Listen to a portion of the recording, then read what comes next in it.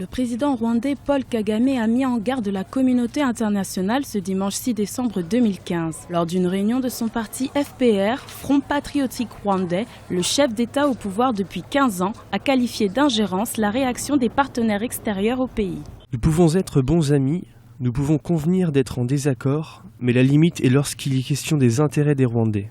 Ils nous disent que nous devrions avoir le droit de faire nos propres choix, mais nos propres choix sont par la suite définis comme des manœuvres. L'adoption du projet de révision constitutionnelle du 17 novembre 2015 par le Parlement fait débat sur la scène internationale. Cette modification, si elle aboutit, autoriserait le chef d'État à se présenter à l'élection présidentielle de 2017 pour briguer un troisième mandat. Les États-Unis menacent par ailleurs de revoir leur coopération avec le Rwanda s'il se maintient au pouvoir après 2017.